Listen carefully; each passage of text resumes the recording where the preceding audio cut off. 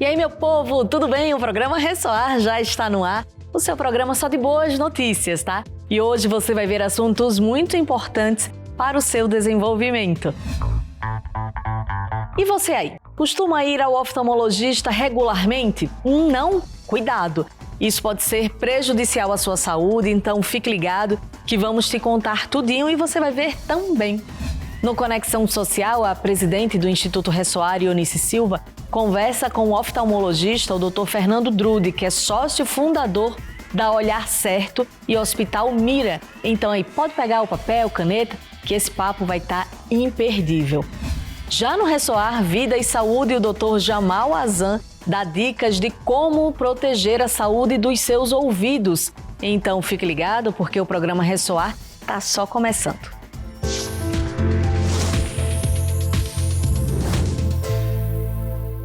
Olha esse dado que é preocupante. Uma pesquisa aponta que brasileiros não vão ao oftalmologista regularmente, mesmo aqueles que já tiveram um diagnóstico de algum problema de visão. Cuidado, isso pode ser muito prejudicial à sua saúde. Confira agora essa matéria que a gente preparou especialmente para você. Saúde é fundamental para uma boa qualidade de vida em todos os aspectos. Não basta termos só uma boa alimentação ou tomar água durante o dia. É preciso fazer exercícios e ir ao médico regularmente. Cuidar do nosso corpo é fundamental para uma boa qualidade de vida. Mas, infelizmente, não é a realidade do brasileiro. Muitas pessoas não vão ao médico regularmente e, principalmente, não vão ao oftalmologista. A visão é considerada por muitas pessoas como um dos principais sentidos do corpo humano. Porém, uma pesquisa revela que 1 em cada 4 brasileiros não vão ao oftalmologista e, consequentemente, a situação se agravou também por função da pandemia. Não é só quem não enxerga bem que deixa de ir, mas também é mesmo quem já teve um diagnóstico com problemas de visão. Consultas periódicas com um oftalmologista ajudam a prevenir e tratar precocemente uma série de problemas sérios que podem até mesmo causar cegueira. Quanto tempo a senhora chegou a ficar sem oftalmologista? Eu acho que mais de 4 anos. Mais de 4 anos. Por quê? Pelas dificuldades que a gente encontra, né? Procuro 1, 2 anos e no máximo, né? Quanto tempo o senhor ficou sem ir ao oftalmologista? O senhor lembra, antes de fazer os óculos? Há muitos anos mesmo. Mais de 10? Mais de 10 anos. Segundo o IBGE, 35 milhões de brasileiros têm algum problema ocular. Deles, quase 600 mil são cegos. De acordo com a OMS, a Organização Mundial da Saúde, em 80% dos casos, a visão poderia ser preservada com medidas preventivas e com tratamentos de forma simples. Na oftalmologia, há doenças que são perfeitamente tratáveis e outras que, diagnosticadas em estado mais avançado, podem comprometer a qualidade de vida e a lesão, podendo assim não ser mais reversível. Há também pessoas com medo de descobrir que precisa usar óculos ou trocar a lente. Eu vou ter que trocar para perto, mas eu agora não tenho condição de mandar fazer na ótica um óculos desse. Realidade hoje é essa. Ou come, ou vai no dentista e no oftalmo. O oftalmologista está disponível no SUS, mas esta falta do hábito de procurar um especialista em olhos preocupa os médicos. E com o número de baixas visitas que ocorreu nessa época pandêmica aos consultórios oftalmológicos, nós temos muitas pessoas que estão com catarata, estão com a sua dirigibilidade afetada, estão com uma série de problemas de baixa visão porque não tiveram as cirurgias realizadas no devido tempo. Sem contar o glaucoma, que muitas vezes você não controla a pressão intraocular, não vai ao oftalmologista, não vê, e ele traz cegueira com certeza. O médico também diz que, após os 40 anos, os problemas de visão pioram. Nós temos as mulheres que entram na menopausa, alterações hormonais, então o olho seco se faz presente. E nós temos uma série de fatores degenerativos que podem corroborar para que a nossa visão, principalmente tendo a presbiopia, que é a dificuldade de enxergar de perto, piore. Não é por falta de informação. Conforme a pesquisa, 95% dos entrevistados conhecem as principais doenças oculares. Entre as mais citadas estão catarata e glaucoma. Portanto, sempre que for pensar em saúde, não esqueça jamais da saúde dos seus olhos. Não deixe de manter seus exames atualizados. Bons hábitos, como não fumar e ter uma dieta equilibrada, são fundamentais para a saúde dos olhos. Pois é, viu? Por isso precisamos ficar mais atentos com a nossa saúde. E veja também, aconteceu em São Paulo um grande evento beneficente chamado Degustar. E aí, vamos ver como é que foi? Bora lá? Aconteceu em São Paulo, no Shopping Cidade Jardim, a 20ª edição do evento Degustar, um dos maiores e mais importantes eventos de solidariedade do país. Grandes chefes da gastronomia e decoração se reuniram nessa noite solidária para arrecadar fundos a importantes ONGs. As beneficiadas este ano são a AFESU, que realiza um lindo trabalho com cursos profissionalizantes para meninas em situação de vulnerabilidade, a Make-A-Wish, que realiza sonhos de crianças que estão acamadas com doenças muito invasivas, e a Viva e Deixe Viver, que visita hospitais com contadores de histórias. A gente reúne aqui grandes chefes, doceiros, pâtissiers, chocolatier e mesas decoradas por decoradores de renome. Então as pessoas passeiam pelo evento e degustando em todas as mesas. A renda arrecadada com os convites e com os patrocínios, a gente tira os custos e doa para as ONGs, entendeu? São várias ONGs, a gente ajudou muito o Hospital de Câncer de Barretos, o Hospital de Amor, e agora esse ano nós estamos fazendo a Make-A-Wish, Viva e Deixa Viver e a FESU. E vamos dar o livro dos 20 anos do evento Degustar, a renda toda para o Hospital de Amor. Tem muita novidade na decoração, as flores desidratadas, muito verde, tem uns queijos diferentes que são feitos hoje no Brasil e são todos franceses, uma quantidade enorme de chocolates, então foram feitos folhas de chocolates gigantes, assim. A festa estava muito rica, né? E isso a gente deve muito também aos patrocinadores que nos ajudaram. Está glamuroso como sempre, ele está muito farto como sempre, que é a fartura. São 3 novas ONGs que a gente está ajudando, né? Então assim, eu não poderia estar mais feliz.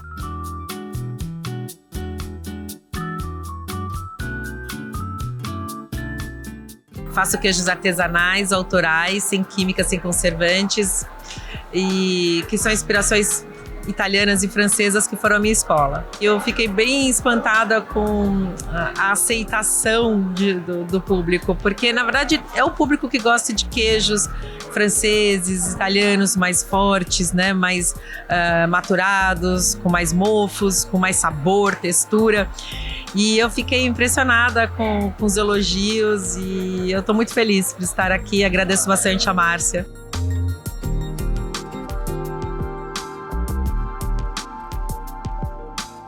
Um dos projetos da Degustar foi trazer sustentabilidade para as mesas, já que a comida também tinha os recipientes em bambu, em outros materiais, tudo reciclado. E a gente brincou um pouquinho com cada tema, com a decoração da mesa de queijo. Foi uma decoração mais industrial, mais moderna, né? Porque é uma moça que faz queijo. Então a gente queria mostrar o trabalho dela mais do que uma decoração de mesa. Então sempre levantar o produto para ficar mais bonito.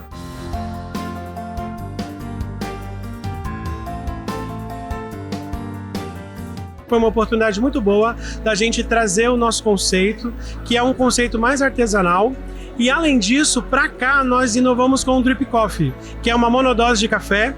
Então nós trouxemos um café coado individual para cá. Então nós trouxemos um grão que nós fizemos toda uma experiência com o que seria servido aqui e foi um café que harmonizou super bem com tudo que foi proposto. Então a nossa ideia foi trazer essa experiência de café para as pessoas. Nós trouxemos uma mesa com sustentabilidade. Tudo que foi usado aqui depois vai virar compostagem. Então, é zero poluição, né? E aproveitando tudo. E eu trouxe do Tocantins um prato que é o chambari, que é um prato patrimônio do Tocantins.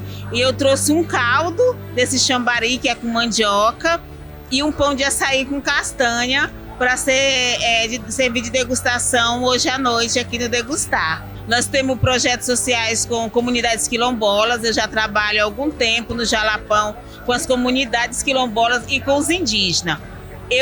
A minha gastronomia é afro-indígena. Eu junto as duas, né, técnicas e ingredientes, e eu cozinho um pouco da história do Brasil.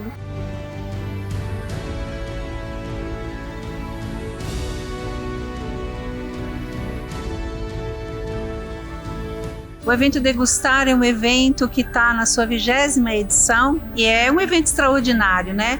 É um evento que já beneficiou o Hospital do Amor e mais centenas de outras instituições. Inclusive o Instituto Ressoar já foi um dos beneficiados com esse evento.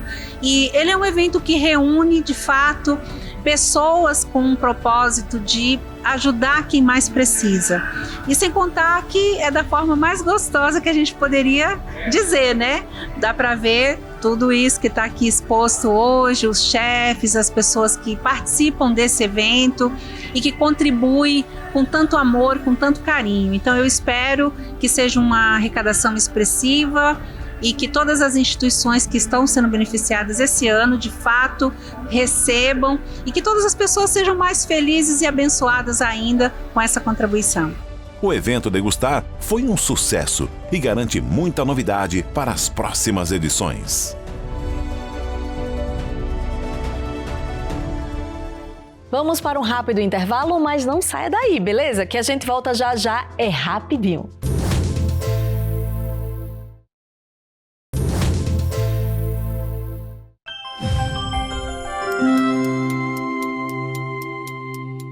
Você já parou para pensar nas pessoas que te ajudaram a ser quem você é hoje? Aqui no nosso país, nós temos muitas crianças, só que elas não têm quem as ajude. Por isso, eu tô aqui para te pedir uma coisa muito importante. Adote uma criança do sertão. Acesse o site. Com R$1 por dia, você pode dar para esses jovens a oportunidade deles serem bem-sucedidos. Afinal, amor é tudo, mas não é o suficiente.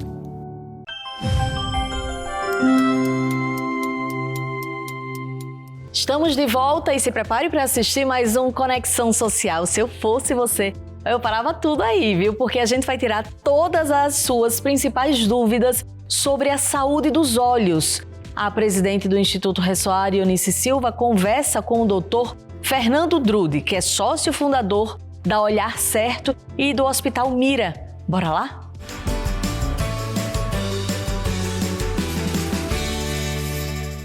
Boa tarde, Renata, e muito boa tarde para você que nos acompanha em mais um domingo no nosso programa de Boas Notícias. Hoje nós vamos falar de um assunto muito importante, a qualidade da nossa visão. E eu tenho certeza que depois desse programa você vai olhar diferente para a saúde dos seus olhos, viu? E para quem não tem o costume de visitar o oftalmologista, agora é a sua vez de tirar as principais dúvidas.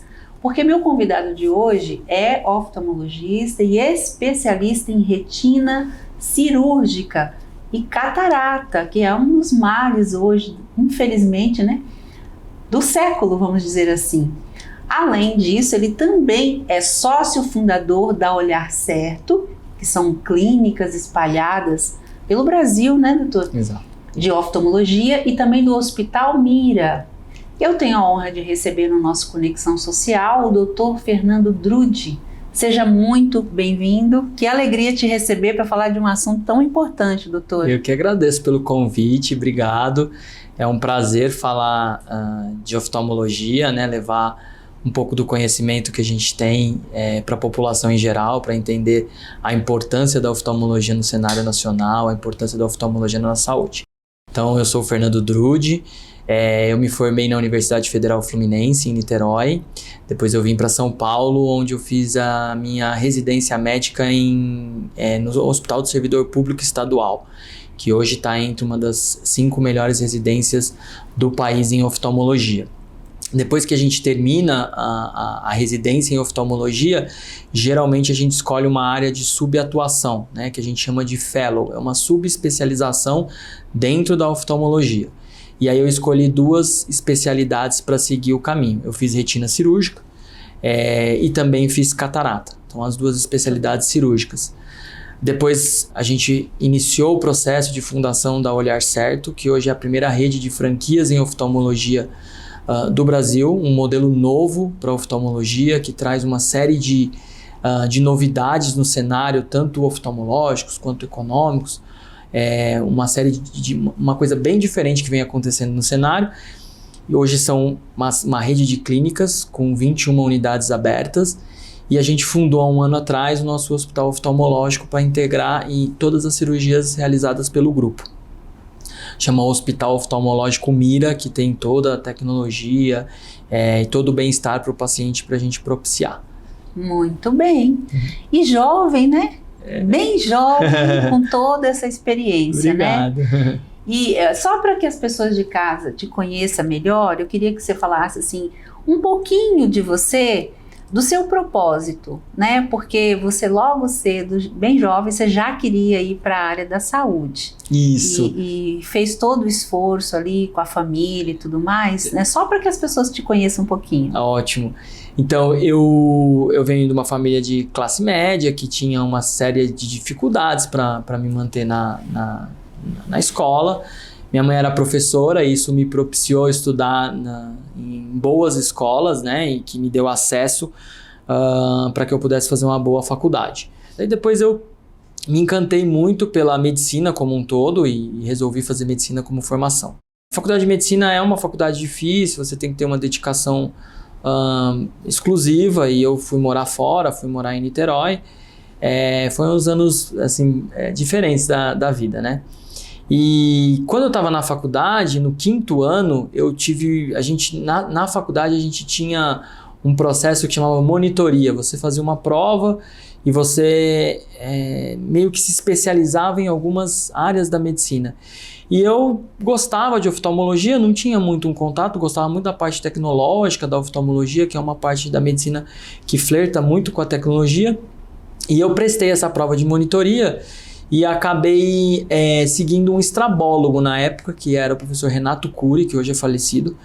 E ele era um dos expoentes em estrabismo, e ele me chamou para a clínica dele para eu acompanhar as cirurgias dele. E ali eu decidi que eu queria fazer aquilo para minha vida. E aí eu vim para São Paulo porque eu queria uma residência um pouco melhor, uma residência com mais tecnologia, com mais acesso, e aí eu resolvi voltar para São Paulo. Eu sou de São Paulo, e aí iniciei minha trajetória. Durante a residência, passei pelo estrabismo, fiz bastante cirurgia de estrabismo, mas me encantei por outra área, né? E me apaixonei pela cirurgia de catarata e de retina, e hoje eu sou um entusiasta. E você também tem uma história lá com a Amazônia Ribeirinha, né? Isso. Seria interessante você falar sobre ela, porque foi daí que nasceu o projeto que você tem hoje de ser missão de vida, transformar a vida das pessoas, né, doutor? Exatamente. Há uns 6 anos atrás, eu já estava formado, já tinha terminado a minha especialidade em catarata.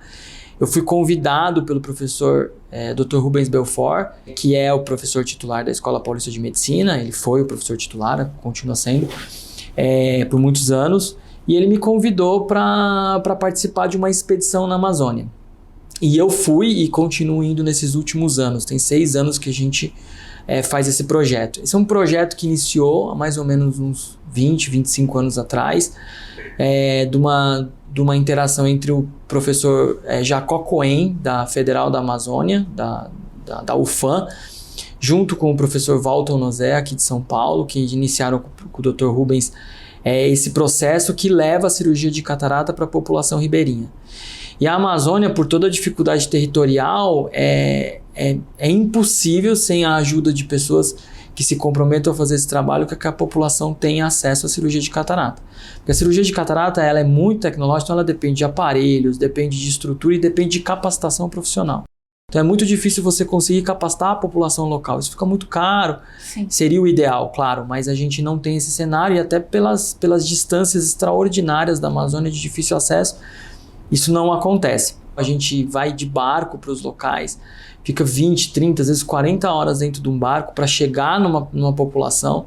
Aí essa população recebe a triagem completa de oftalmologia. A Marinha faz um trabalho super importante nesse aspecto, porque eles levam, além de segurança, porque é uma região às vezes perigosa de você navegar nos rios, leva também tratamento odontológico, tratamento médico, clínico geral, ginecologia, obstetrícia, e a gente engloba o grupo da Marinha fazendo a parte oftalmológica.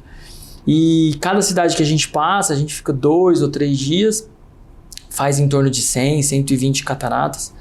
E são cataratas que, pelo tempo do desenvolvimento, assim, a gente tem uma dificuldade técnica muito, muito grande. São pacientes que têm uma anatomia ocular completamente diferente, então são cirurgias extremamente difíceis. Muitas vezes vêm médicos de fora, quase todos os anos vêm para o projeto para conhecer e ficam impressionados. A gente teve, no último ano que a gente foi, no ano antes da pandemia, um pessoal da Alemanha que não entendia como a catarata podia chegar nos níveis em que ela chega no Brasil e na quantidade de paciente que tem uma catarata tão desenvolvida. Porque isso não é a realidade fora do Brasil, né? Ou fora dos países em desenvolvimento. Sim. E é um projeto maravilhoso. Quando eu retornei desse projeto, eu me interessei para também levar esse acesso à população em São Paulo. Porque a gente acha que São Paulo não existe isso e existe. Então a gente iniciou a nossa primeira unidade, ela foi montada no extremo da Zona Leste de São Paulo, que é um bairro muito grande, que é maior do que uma cidade pequena, tem 150, 170 mil habitantes, drenando outras regiões. Que é a cidade de Tiradentes? É um pouquinho antes, chama Jardim Iguatemi, que drena a cidade de Tiradentes também. Então são quase 200, 250 mil pessoas e não tinha um oftalmologista na região. Meu Deus. A gente fez um estudo de geolocalização e não tinha oftalmologia naquela região. Então a população ficava desassistida. E aí a gente montou nossa primeira unidade nesse extremo da Zona Leste e deparou com uma realidade muito parecida com o que a gente encontrava no extremo da Amazônia. Pessoas cegas por catarata, pessoas cegas por retinopatia diabética, glaucoma levando à cegueira. E a gente iniciou o que a gente hoje é o pilar da nossa empresa, que é levar uma oftalmologia de qualidade próximo da região do paciente onde ele mora, porque isso faz com que o tratamento seja acessível. Porque às vezes um paciente, para sair do Jardim Iguatemi e ir para um centro oftalmológico, o que ele gasta com transporte, às vezes até incapacita ele de fazer o tratamento de forma regular. E hoje nós temos 21 unidades abertas em funcionamento e o hospital oftalmológico que dá a estrutura para tudo isso. Muito bem. Extraordinário, né? Então, eu acho que a gente não poderia ter um convidado, né, mais capacitado para responder as nossas perguntas, até porque a gente também quer ajudar você de casa. Na verdade, a gente quer te encorajar, te animar depois desse programa para você ir lá fazer uma prevenção, mesmo que você ache que não tem nenhum problema. E aí eu queria que você começasse a falar, doutor, que diferente, né, dos lugares como o Ribeirinha, lá no Amazonas, que eles não têm acesso, aqui, graças a Deus, a gente tem, mas ainda assim, eu queria que você falasse esse dado que eu fiquei chocada. Quantas pessoas que a gente tem com problemas graves e até cegueira? Hoje, na oftalmologia, a gente fala que 80% da população cega não seria cega se tivesse um acompanhamento oftalmológico eficaz. Meu Deus. Ou seja, a gente tem as doenças oftalmológicas, elas são incapacitantes, né? Você perder a visão torna a pessoa dependente de tudo para sobreviver. Então, se você tem uma pessoa cega na família, é um drama familiar, não só para a pessoa. É um impacto muito grande. Imagina se é o pai, o provedor da casa. Exatamente. Né? Perde capacidade de trabalho, perde capacidade de independência, e isso tudo poderia ser evitável na maioria dos casos. Não vamos dizer, claro, na sua totalidade, porque existem casos que, infelizmente, são casos irreversíveis e que não depende da consulta de triagem, mas a maior parte a gente pode afirmar que se for no oftalmologista, frequentar o oftalmologista de maneira rotineira, você vai ter uma preservação da sua saúde ocular. Às vezes você pega crianças com dificuldade escolar, você pega crianças que estão sem esse desenvolvimento comprometido, e você vai ver o paciente que tem uma miopia que não foi diagnosticada, uma hipermetropia que não foi tratada, um estrabismo que precisa ser tratado, porque olha a seriedade. Os estrabismos, por exemplo, ou os graus muito altos, A gente tem até os 6 ou 7 anos para tratar essa criança e fazer com que os olhos se desenvolvam. Se a gente não trata um paciente estrábico até os 6 anos, um olho dele, em geral, desenvolve uma doença chamada ambliopia, que é o não desenvolvimento desse olho que não tem tratamento mais para o resto da vida. E que às vezes fazendo um tampão, usando óculos de forma regular, você permite que essa criança possa ter qualquer atividade que ela queira ter no futuro dela. Maravilhoso. Doutor, então eu queria que o senhor falasse das principais doenças, as que mais acometem, né? Porque às vezes as pessoas têm noção que tem e às vezes não, né? Exatamente. A principal doença oftalmológica é o erro refracional, é você precisar de óculos ou algum tipo de tratamento para corrigir o erro refracional. Então entram nessas doenças a miopia, a hipermetropia, o astigmatismo, que são doenças corrigidas com óculos, né? A gente está vivendo nesses últimos anos um aumento exponencial dos míopes, né? E isso está diretamente relacionado com o uso de tela, computador. Depois a gente passa para as doenças que têm prevalências muito altas na população em geral e que são doenças, como eu tinha dito, silenciosas. Entre elas a gente poderia destacar algumas, por exemplo, o glaucoma. O glaucoma é uma doença que ela é multifatorial, ela não tem uma causa só.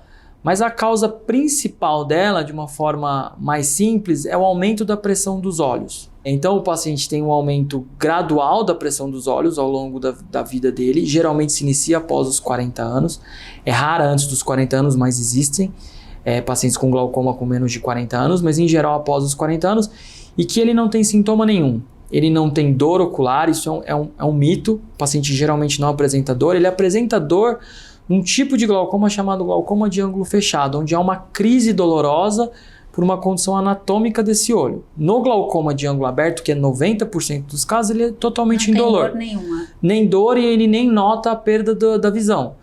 Ele passa anos e quando você vai ver, quando o paciente se dá conta de que ele está enxergando menos, muitas vezes ele já tem um comprometimento severo da visão. Às vezes ele chega no consultório, o que a gente chama de campo visual tubular. O paciente é como se ele enxergasse por um tubo, ele vê só a parte central. E isso já é classificado como cegueira. Cegueira não é só a falta de visão central, pode ser a falta do campo visual. E é totalmente tratável. Hoje é muito difícil um paciente, claro, é possível, mas é muito difícil um paciente que acompanha regularmente de glaucoma ter cegueira pelo glaucoma. Temos tratamentos com colírios que são super eficazes, temos tratamentos com laser, que hoje está se tornando uma linha mais frequente de tratamento para evitar o uso dos colírios, que também é ruim você ter que usar medicamento de forma crônica. Então você tem a opção às vezes de fazer um laser e evitar que esse paciente use colírio. Você tem cirurgias minimamente invasivas. Outra doença que a gente pode dizer que também é potencialmente grave e que o tratamento precoce é super eficaz é a retinopatia diabética. Então, pacientes diabéticos, em geral, os diabéticos descontrolados, eles podem ter o aparecimento de lesões na retina. Quando a gente acompanha esses pacientes do início, primeiro que a gente vai fazer também um tratamento com vários profissionais, envolvendo endocrinologista, envolvendo o clínico geral, envolvendo toda a parte sistêmica do paciente, diminuição da obesidade, melhora da alimentação, controle melhor da glicemia. Associado ao tratamento oftalmológico, você consegue fazer com que esse paciente tenha qualidade visual por muitos anos. E é uma doença muito grave, que leva a sangramento na retina, leva a descolamento de retina tracional. E o tratamento, quanto mais você posterga, mais difícil ele é, com menos qualidade do final do tratamento, mais caro, mais demorado. Muito bom. Além do tratamento precoce, assim, quais cuidados que a gente pode ter? Porque às vezes, sem saber, a gente está prejudicando a nossa vista, né? Como você falou, o uso demais hoje, todo mundo tem um celular, até as crianças, é um perigo tão grande. Queria que você falasse dessa prevenção que a gente pode fazer, além, claro, de ir no profissional, né? Claro, super importante, assim, né? Então, o primeiro quadro é muito difícil, a gente vive numa sociedade dependente de tecnologia, e é um desafio para os pais e até para a gente tentar diminuir um pouco o uso de telas, estimular a prática de atividade ao ar livre. Isso tudo é super importante e recomendado pela Sociedade Brasileira de Pediatria. Existem estudos, por exemplo, na Coreia do Sul, que é uma população mais dependente de tecnologia ainda, onde se fala em 89 a 90% da população míope, ou seja, é um número absurdo. Quando você vai para as regiões onde não se existem, por exemplo, a minha esposa foi fazer um trabalho com índios aqui no interior, no litoral de São Paulo, e ela atendeu toda a população e nenhum paciente tinha miopia. Não tinha nenhum caso de miopia, ou seja, porque é prática de atividade ao ar livre, não utiliza esses artefatos eletrônicos, então a gente vê a associação disso. Então é importante a gente ter essa noção disso. E a gente vive hoje, cada vez mais, uma revolução na medicina que é entender a importância do filme lacrimal. Porque o uso de tela, de computador, eles fazem com que o nosso olho fique mais seco. Então o ato de piscar diminui, você tem uma evaporação mais rápida da lágrima, e aí o paciente começa a ter ardência, lacrimejamento, a visão começa a ficar turva, começa a ficar desconfortável. Hoje a gente tem cada vez mais também dado importância para a alimentação. Existem vários estudos correlacionando as doenças da retina com carências de vitaminas. Eles ainda não são 100% conclusivos, eles estão em fase ainda de desenvolvimento dos estudos, mas de maneira geral, pacientes com uma suplementação vitamínica mais eficaz têm menos chance de ter degeneração da mácula, que é uma doença bastante prevalente e muito grave em pacientes acima de 65 anos. Uma boa alimentação, de maneira geral, já é suficiente para você ter uma suplementação vitamínica normal. Então, claro que paciente que às vezes tem dificuldade em se alimentar ou tem dificuldade em ter uma boa alimentação, você pode introduzir os polivitamínicos, mas isso não é necessário. Então a gente fala que uma boa alimentação com vegetal verde cru escuro já suplementa de maneira satisfatória o que o paciente necessita para ter uma boa função das células retinianas. Tem tratamento também, os tratamentos têm evoluído muito, apareceram diversas drogas novas no mercado, mas talvez uma boa alimentação, evitar tabagismo, menor incidência de obesidade, menor sedentarismo está diretamente correlacionado com a saúde retiniana. Muito bom. Agora, doutor, eu queria que você falasse sobre a catarata. Porque a gente sabe, como eu disse no começo, é o mal do século, porque todo mundo vai ter. E tem muita gente que já está com a catarata, não opera, porque tem medo de ficar cego definitivamente, né? Fala pra gente se isso hoje a gente tem que ter esse medo. Como é que a gente sabe que chegou a catarata, que você já está tendo sintomas? Ok. Então, o que é a catarata? A catarata, ela é o envelhecimento da nossa estrutura chamada cristalino. Cristalino é uma lente que a gente tem natural no nosso olho, que é praticamente perfeita. Ela é capaz de trazer o nosso foco de longe para perto. Isso é incrível, né? Por mais que a gente tenha desenvolvido muito a tecnologia, nada substitui a beleza do que Deus fez, né? Mas esse cristalino, com o tempo, assim como todo o nosso corpo, vai envelhecendo. O envelhecimento dele significa que as células vão ficando mais amareladas, vai tendo menor transparência. E essa transparência vai fazendo com que a luz diminua. Pode chegar num ponto tal onde a catarata impede completamente que a luz entre na retina. Quando você tem isso, não é nada que o paciente tenha feito ou tenha descuidado da saúde dele, é o envelhecimento normal, que em algumas pessoas é mais acelerado do que em outras. Nos estágios iniciais da catarata, o que o paciente nota em geral é uma mudança de grau com mais frequência. Então, ele vai no oftalmologista, ele tende ao grau flutuar muito, ele corrige o óculos, daqui 2-3 meses esse óculos não está satisfatório. Por quê? Porque quando começa a ter esse processo de envelhecimento, esse cristalino, ele pode ter uma maior ou menor quantidade de água, e isso faz com que o poder dele se altere. Então isso é mais ou menos a primeira coisa. E acontece um fenômeno interessante nesse paciente que começa a desenvolver a catarata, é que geralmente, como são pacientes com mais de 40, 45 anos, eles têm dificuldade visual para perto, normal. E a catarata, como ela vai aumentando o grau, ela começa a facilitar a visão de perto. Então muitos pacientes chegam no consultório, nossa doutor, minha visão melhorou tanto que eu não preciso mais do óculos para perto. Eu já ouvi também. Na verdade já é o início da catarata, que muitas vezes nessa fase não precisa ser operada, precisa só ser acompanhada. Dependendo de onde essa catarata aparece, o paciente tem sintomas diferentes. Por exemplo, na catarata subcapsular posterior, que ela dá atrás do cristalino, geralmente está associado com diabético, uso de corticoide, uso de medicamento, então são coisas que podem levar ao aparecimento da catarata. Esse paciente enxerga pior de dia e melhor à noite. Então ele fala assim, nossa doutor, à noite eu consigo dirigir, mas de dia eu não consigo fazer nada. Quando ela se dá no meio do cristalino, geralmente o paciente tem dificuldade em todas as situações. Então ele começa a perder sensibilidade ao contraste. E aí a gente tem que entender que isso já é um paciente com mais idade, que começa a enxergar menos. Ele pode cair mais, então a incidência de trauma, de queda da própria altura em paciente que não operou catarata é maior.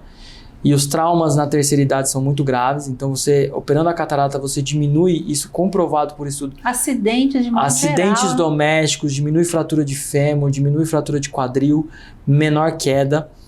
Hoje tem estudos mostrando que a catarata diminui a incidência de Alzheimer. Paciente que operou catarata tem uma menor incidência de Alzheimer e menor incidência de depressão. Então, os pacientes operados de catarata, eles apresentam melhora em vários aspectos cognitivos.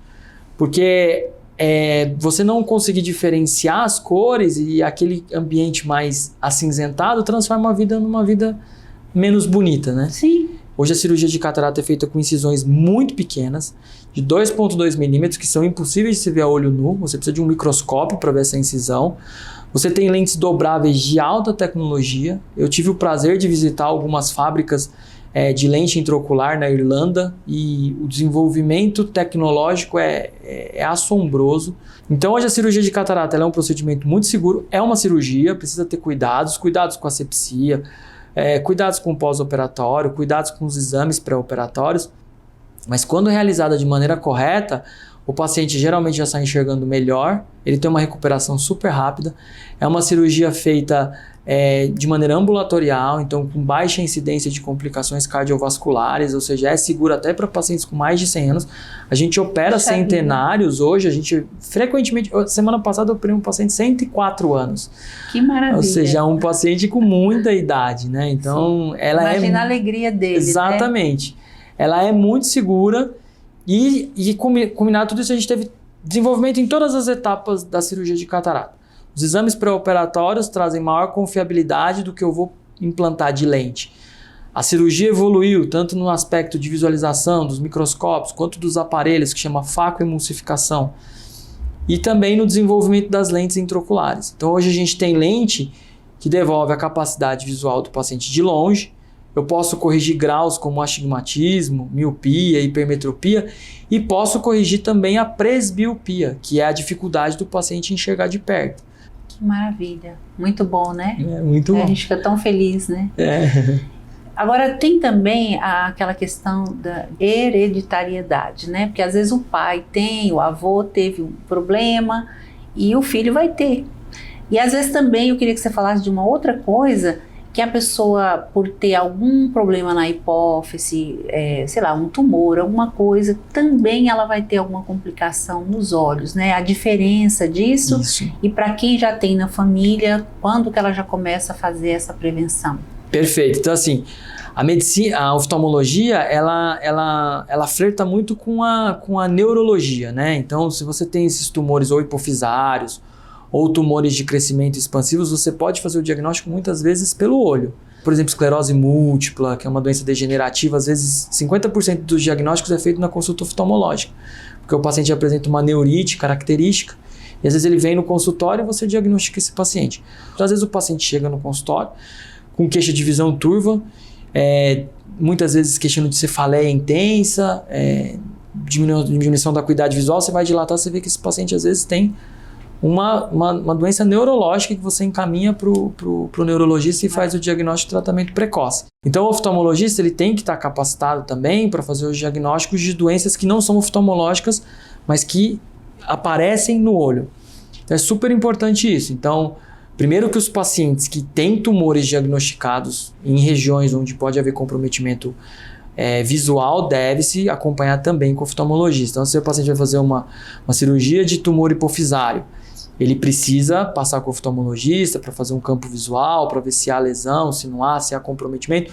Muitas vezes o oftalmologista e o neurologista, eles discutem juntos se a opção do tratamento é cirúrgico ou de acompanhamento. Então são duas áreas que estão sempre muito correlacionadas. Muito bom. Agora, doutor, eu queria que você falasse um pouquinho de como é gerir um hospital, né?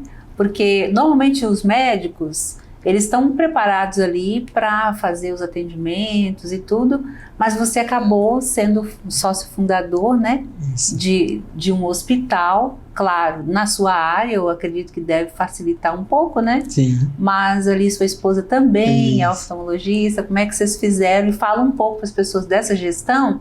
E aproveita também para falar da parceria com o Grupo Salos, né? Sim. Com a nossa querida amiga doutora Carla. Isso. Ela veio para São Paulo, ela ficou na minha casa por 1 ano, quando a gente morava ali na Aclimação ainda, então ela ia da Aclimação para Vila Cisper, na Zona Leste também, todos os dias, né, pegava ônibus, ia, e começou muito cedo a vida, ela se formou muito cedo, se formou acho que com 20 anos, e veio para São Paulo e sempre teve o interesse em abrir o seu próprio consultório, assim, sempre quis fazer uma odontologia de qualidade para as pessoas.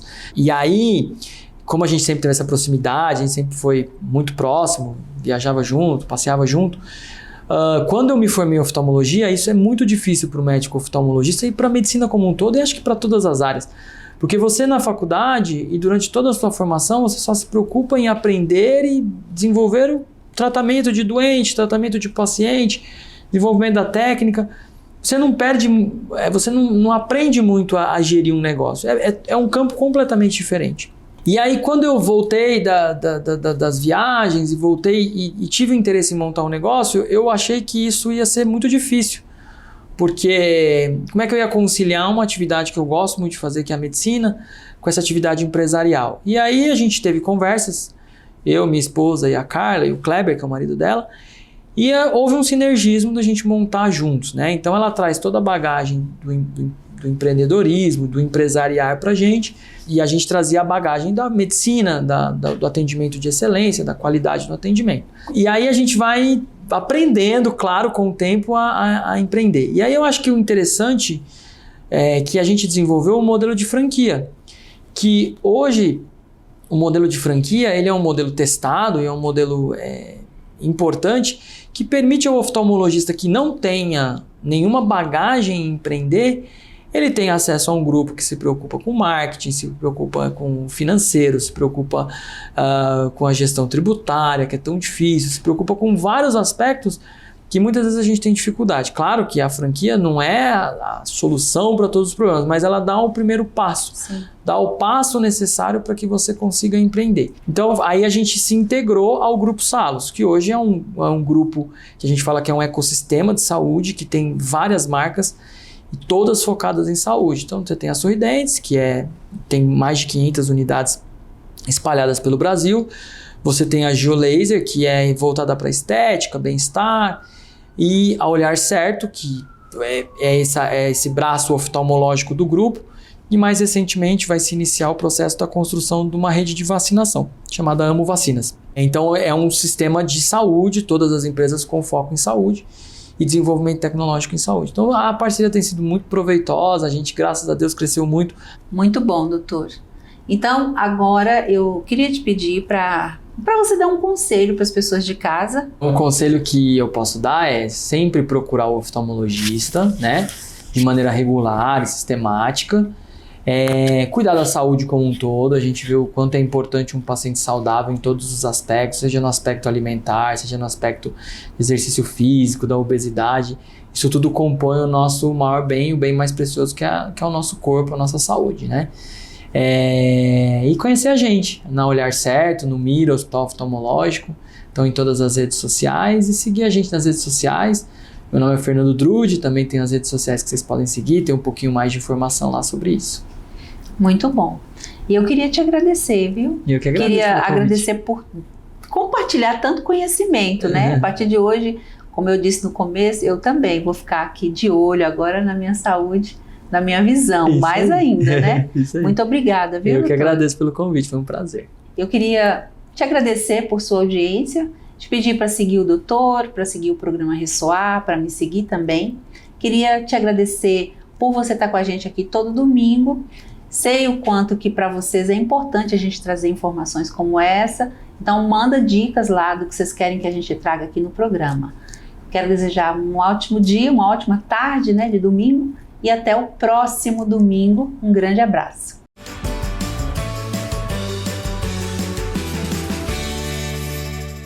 Que entrevista maravilhosa, cheia de conhecimentos, de ensinamentos também. Eu adorei. Se você também curtiu, pode rever lá no nosso canal do YouTube. Entra, se inscreva e fica aí por dentro de tudo que rola aqui no Ressoar. Chegou o quadro Ressoar Vida e Saúde. Hoje, o Dr. Jamal Azan dá dicas de como proteger a saúde dos seus ouvidos. Confere aí. Olá, eu sou o Dr. Jamal Azan, médico otorrinolaringologista, e vou falar para vocês as principais doenças dos ouvidos. A audição é um dos sentidos mais importantes do ser humano, porque a audição não serve só para a comunicação. A audição nos dá emoção. Como é bom ouvir o choro de um bebê nascendo. Como é bom ouvir uma música. E as nossas memórias também são musicais, também são auditivas. Isso nos dá afetividade. Mas, cada vez que a evolução tecnológica avança, coloca em risco a nossa audição. E nós vamos entender já já o perigo do som, o alto e repetido. Você que usa muito fone de ouvido, me aguarde. Você vai ouvir já já o risco que isso é para a sua audição.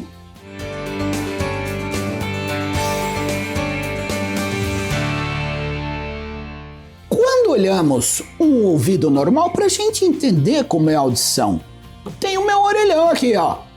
Uma orelha, tem o canal do ouvido e a membrana do tímpano que fica lá no fundo. Essa membrana, gente, é muito fina. Cuidado, porque se machucar essa membrana, pode levar à perfuração. Isso diminui a audição. Então, nesse orelhão, a gente pode ver que quando existe a produção de cera, ela é só aqui fora. A cera não é produzida no fundo do canal do ouvido. E aí, quando ela aparece, o que você vai lá fazer? Pega as hastes de algodão. Só que as hastes de algodão, elas vão empurrar a cera. Elas não vão tirar um pouquinho e empurrar um montão. Com isso, acaba muitas vezes machucando a membrana, fazendo com que gere otites externas. E as pessoas não usam só para cera, não. Elas usam às vezes para coceira. E é aquela coceirinha. Tem gente que fala que é coceirinha gostosa, né? Gostosa nada. Isso é sinal que tem um problema no seu ouvido. Então, nunca introduza nenhum objeto no seu ouvido, porque a lesão pode gerar sequelas. Sabe o que é sequela?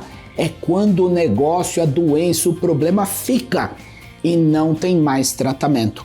Muito cuidado, porque isso pode impactar gravemente na sua audição. Uma outra situação que acontece cada vez mais frequente é o trauma sonoro induzido pelo ruído. Ruídos altos, som alto, pode machucar as células do seu ouvido interno. Esses sons muito altos podem lesar essas células aqui. São as células da audição. Essas células têm cabelinhos. Quando o som bate muito forte nesses cabelinhos, pode acontecer isso. Pode perder as células auditivas e aí, com isso, levar não só as perdas auditivas, como um outro sintoma muito ruim, gente. O zumbido do ouvido. Então, muito cuidado com trauma sonoro. Sabe quando você vai naquela festa com muito barulho e aí você fica lá 1 ou 2 dias meio com o ouvido estranho, né? Que você não ouve bem? Já machucou essas células. Então, a Organização Mundial de Saúde alerta especialmente os jovens, cuidado, porque se lesar a audição, não adianta depois querer tomar remédio, porque todo mundo acha que remédio cura tudo. Não, não é assim. tem perdas auditivas que não se recuperam nem com remédio. Então, use sempre um protetor se você for em um lugar com barulho muito alto. O ideal é que você evite esses lugares, porque a audição, uma vez lesada, o nervo auditivo lesado, infelizmente, não volta mais ao normal. E nós sabemos que hoje a sobrevida das pessoas é muito longa. Claro, você que está aí, você vai viver muito mais do que os nossos bisavós viveram, mas ainda existe uma perda auditiva natural da idade. Então imagina se você perde a audição com 20 anos de idade, depois, quando a própria natureza já diminui um pouquinho a audição, soma com aquela perda e a pessoa fica muitas vezes até com problemas muito grandes na sua comunicação. Aí, quando não escuta bem, acaba se isolando da família, se isolando dos amigos, e isso pode levar até a depressão. Também vale lembrar que o cérebro precisa ser estimulado. Então, se não tem audição, se a audição foi lesada, não chegam estímulos para o cérebro, fazendo com que a pessoa tenha problemas de estimulação cerebral mesmo, podendo desencadear precocemente até a demência e o temido Alzheimer. Algumas perdas auditivas podem ser operadas. Não são todas, mas tem perfurações de membrana do tímpano que a gente pode fazer cirurgia, calcificação nos ossinhos do ouvido que a gente chama de otosclerose pode ser operadas. Existem próteses como essa que são colocadas da parte de fora, tanto próteses implantadas no osso quanto próteses de implante coclear, quando a pessoa tem uma surdez total ou a criança nasceu com surdez total. Audição é fundamental para a nossa vida. Cultue a saúde auditiva desde criança, desde jovem, para viver mais e melhor.